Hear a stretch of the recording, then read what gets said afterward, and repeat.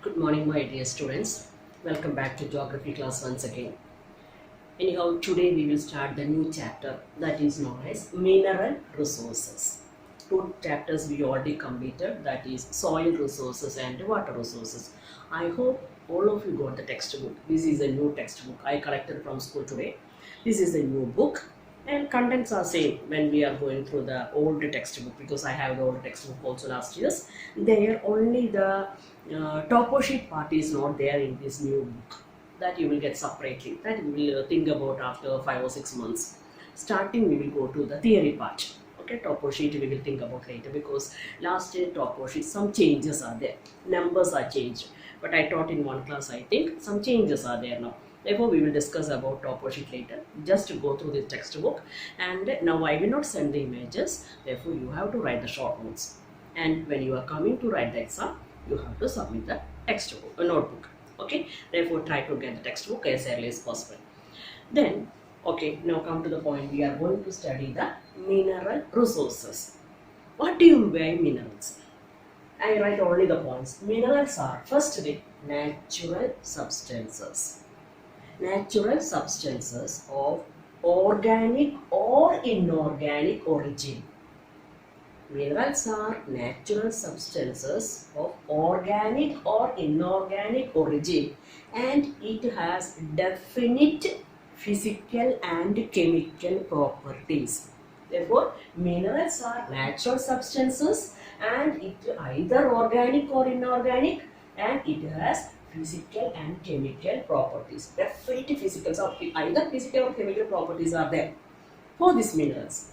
Then when we come to the properties, when with the help of these, by studying the physical and chemical properties, it is divided into two. That is metallic and non-metallic minerals. Because based on this physical and chemical property, we are dividing into metallic minerals and non-metallic minerals. You already studied in chemistry all these things. Just try revising this only. Then what do you mean by metallic minerals? Metallic minerals again divide into ferrous and non-ferrous. Clear? Ferrous and non-ferrous minerals. Here, ferrous minerals, it is having iron content. Ferrous minerals are having iron content, but non-ferrous minerals are not having iron content.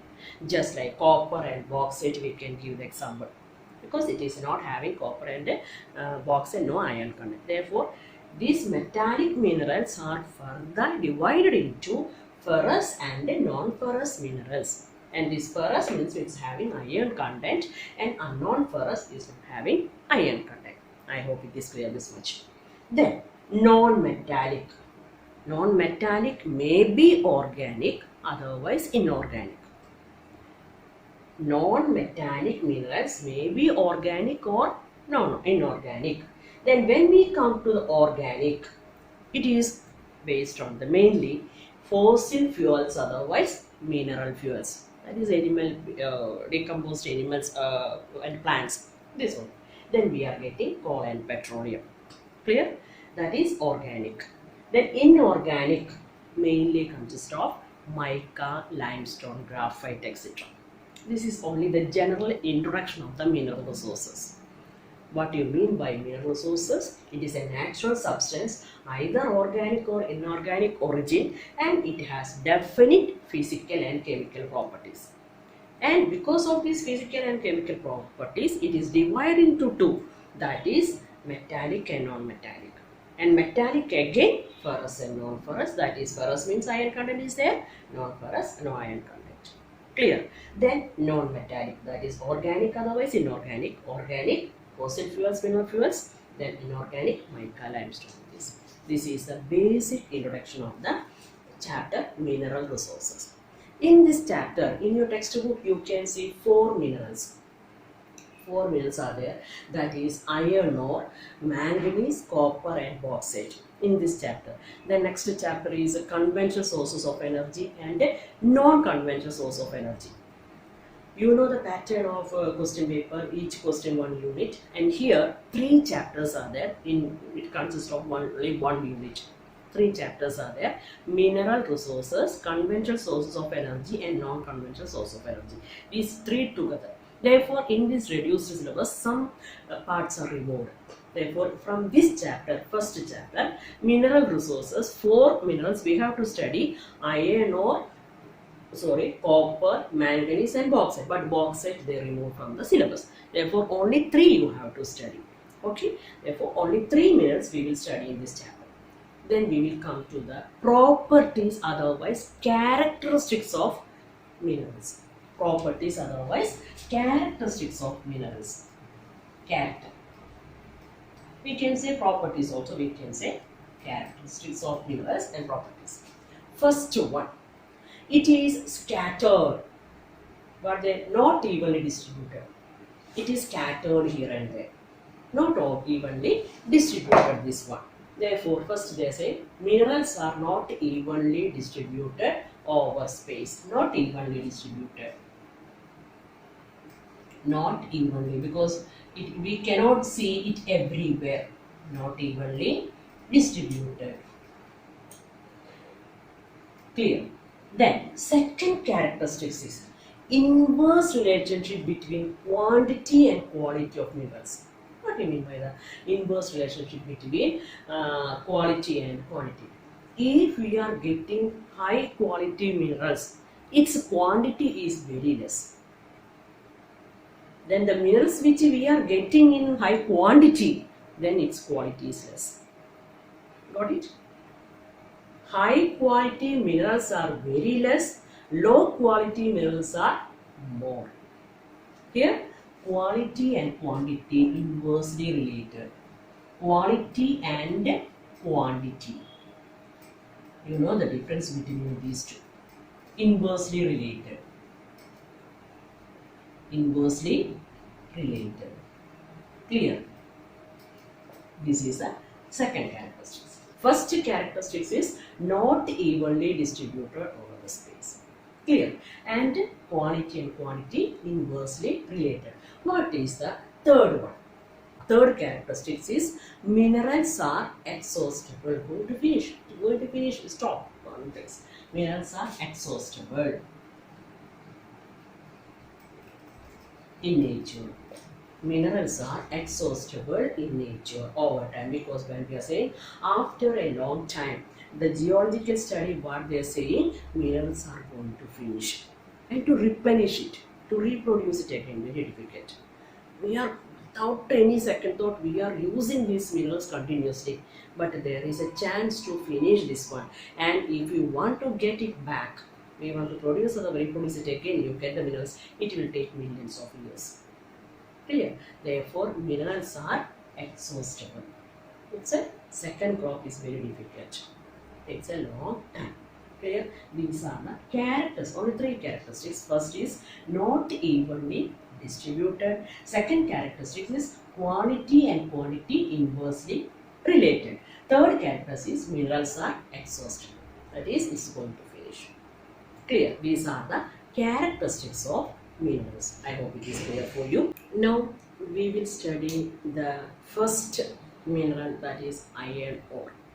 Iron ore is, I already informed 3 minerals you have to study in this chapter: iron ore, manganese, and copper.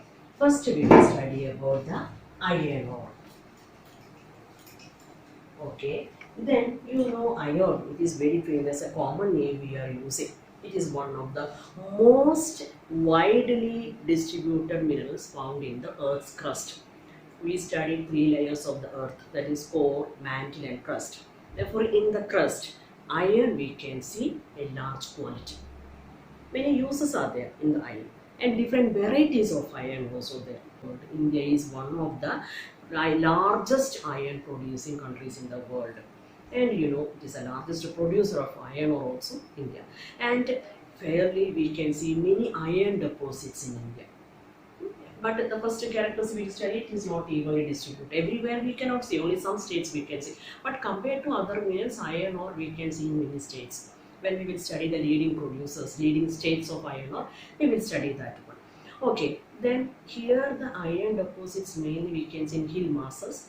Then iron is used in many industries. Iron ore is important mineral used in many industries because it is very important for the industrialization.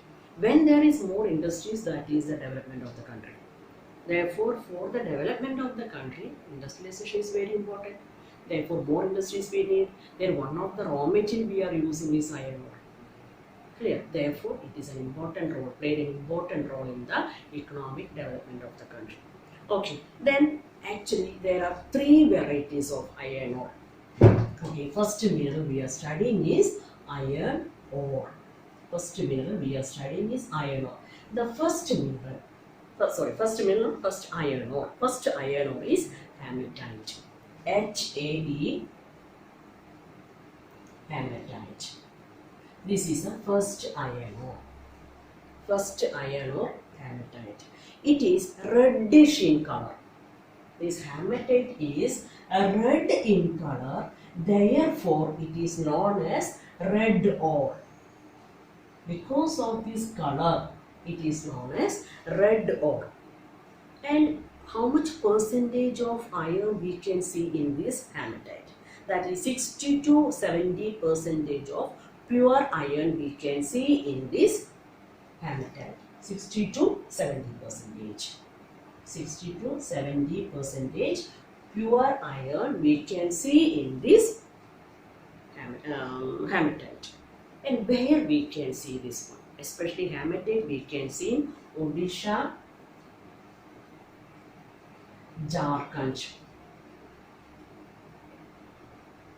Mainly two states in Odisha and Jharkhand, and Chhattisgarh, Karnataka, Maharashtra, many states. 5 states are given there. Mainly two states you have to study.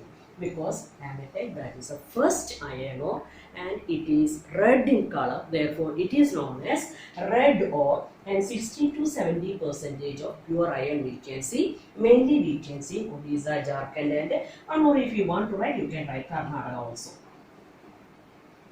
Karnataka, Maharashtra is also there. Therefore, this is the first iron ore.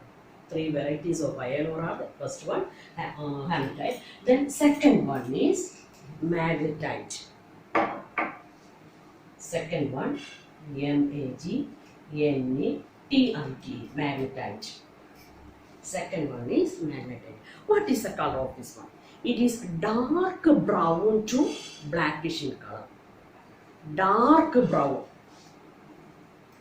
When dark brown, somewhat blackish. Therefore, dark brown to black. Dark brown to black. Therefore, it is known as black ore. Here, clear? This is red in color. The hematite red in color. Therefore, we are saying it is red ore. And this is dark brown to blackish. Therefore, it is known as black ore. And what is the percentage? Here the percentage of this more than 70 percentage. More than 70 percentage of pure iron we can see. And it is the best quality of iron. Therefore, sometimes they are asking which is the best quality of iron ore. Therefore, some students used to write hematite. No, hematite. Best quality of iron ore. More than 70 percentage plus best quality iron ore is magnetite. Clear? And where we can see? Where we can see? Mainly Tamil Nadu and Karnataka. Tamil Nadu and Karnataka. And you know the word magnetite. Because of this magnetic capacity, magnet. Because of this magnetic property only, it is known as magnetite. Okay, we studied two types of iron ore, hematite and magnetite. This is known as red ore, 60 to 70 percentage pure iron. We can see Odisha, Jharkhand and Karnataka we can see. This is dark brown to black, therefore it is known as black ore, and more than 70 percentage best quality we can see in Tamil Nadu and Karnataka. And the last one is limonite. I can write it here itself. Last one is limonite.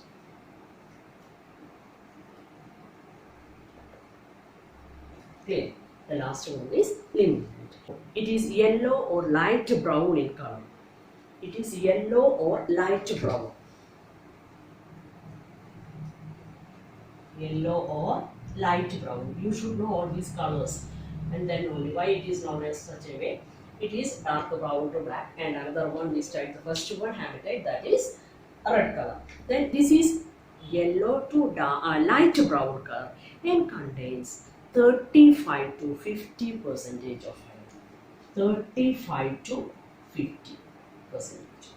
First one we studied magnetite, we studied 60 to 70. Hematite, then magnetite more than 70. Then here 35 to 50 percentage limonite. Third one is limonite, 35 to 50 percentage. It occurs in the iron stone group in the Raniganj goldfield, because they are saying that in Raniganj goldfield we can see this iron, this type of iron or limonite. Mainly you have to study the states only, no need to the area. Raniganj field, goldfield, we will get it. But here we can see in mainly you can say UP and Himachal Pradesh. Uttarakhand, UP and Himachal Pradesh, where we can see limonite. Yeah, Uttarakhand and UP and Himachal Pradesh.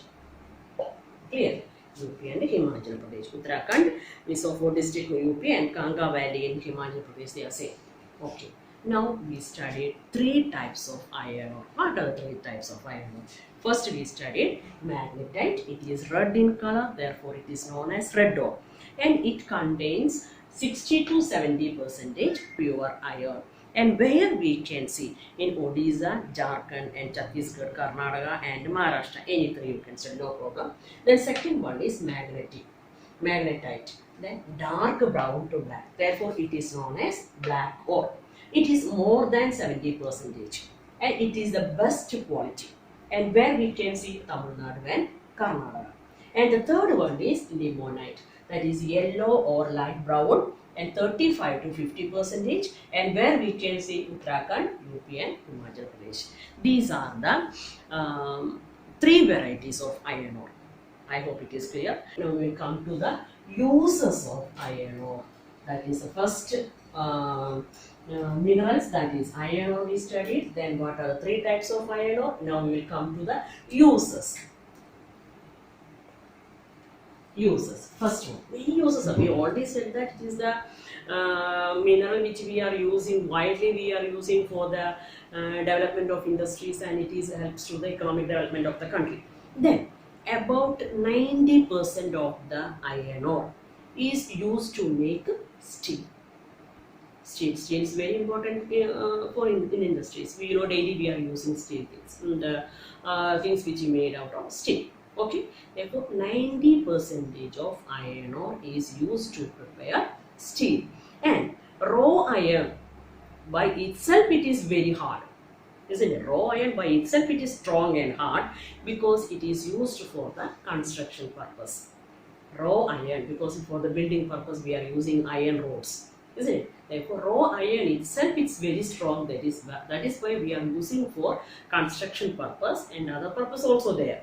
And you know, it is alloyed with many other elements, mixed with other metals, and to strengthen it and harden it and making it useful for construction purpose, automobiles and other forms of transportation such as truck, trains. These things we are using. Train tracks also we are making them. Therefore 90%, more than 90% we use to make steel. And for the construction purpose we are using construction purpose and alloyed with many metals. Therefore again we are using for this, that makes it more hard. Therefore we are using for other purposes also. Then we can trains, railway tracks, all these things we are using this iron ore. That is the first use. The second one is powdered iron. Powdered iron. Powdered iron is used in manufacturing metallurgy products. Powdered iron, this is pure iron, that is raw iron we can say. Then this is powdered iron we are using for metallurgical purposes, products like magnets and auto parts we are using for powdered iron. Then next one is radioactive iron. Radioactive iron.